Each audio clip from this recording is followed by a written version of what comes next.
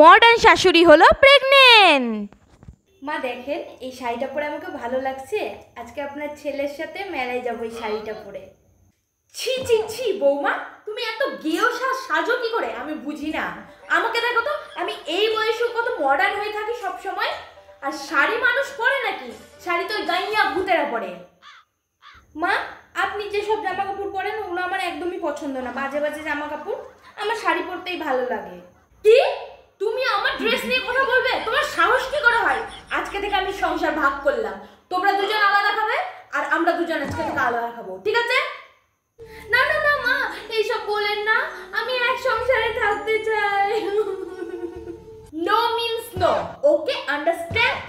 যাই বাবা, আমার আবার পার্লারে যাওয়ার সময় হয়ে গেছে।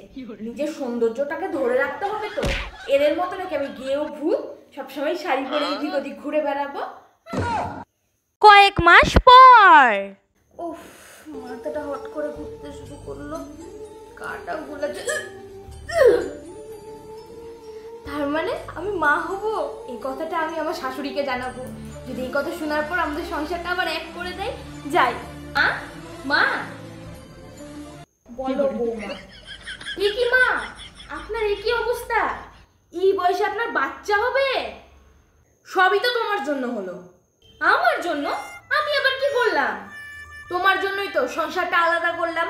আমার হাতের কাজগুলো কমে গেল, সারাদিন ঘরে বসেই থাকতাম, ফ্রি থাকতাম, সবসময় একটু মেকআপ নিয়ে ব্যস্ত থাকতাম, এটাই যা। আর জানোই তো তোমার শ্বশুর কত রোমান্টিক এই বয়সে এসেও।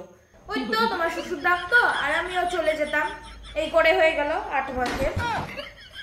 মা তাহলে এই বয়সে? এখন আপনার নাতি নাতনি নিয়ে খেলার বয়স, আর আপনি এখন ছেলে মেয়ে নিয়ে খেলবেন? তাতে কি হয়েছে? কেউ আমাকে দেখে বলতে পারবে আমার বয়স হয়েছে? দুজন যদি একসাথে বেরাই না, তোমাকেই সবাই বুড়ি বলবে, আমাকে কেউ বলবে না বুড়ি। থাকবো না আমি এই সংসারে।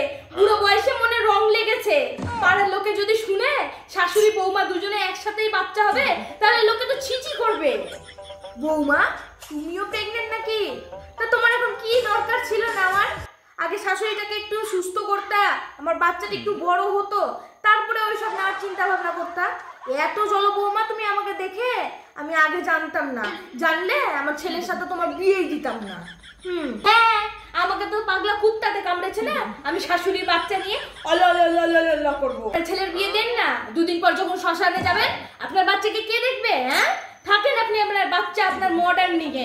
আমি চললাম বাড়ি, আমি গিয়েও না, আমি চললাম আমার বাপের বাড়ি। বৌমা তুমি এত অসভ্য! ছি ছি ছি ছি ছি, যাও না, যাও বাপের বাড়ি যাও। দেখবে আমি আমার সব সম্পত্তি এই যে আমার বাচ্চাটার নামে করে দিব। আমার ছেলে হবে না, ছেলের নামে করে দিব, কাউকে একটা কানা করিয়ে দিব না। তখন দেখবা বড় বড় কথা কোথায় যায়। তোমার ভাগ্য ভালো, এত সুন্দর একটা মডার্ন শাশুড়ি পেয়েছো, তো আবার বেশি বড় বড় কথা। ও মাগো, বাবারে ডেলিভারি পেন উঠেছে।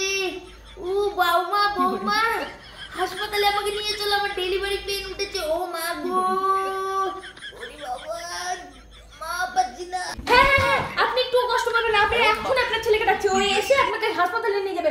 কই গো, তোমার মায়ের বাচ্চা হবে, তাড়াতাড়ি এখানে আসো। ও বাবা গো, হাসপাতালে কটা দিন জীবনটা একেবারে বেরিয়ে গেছে।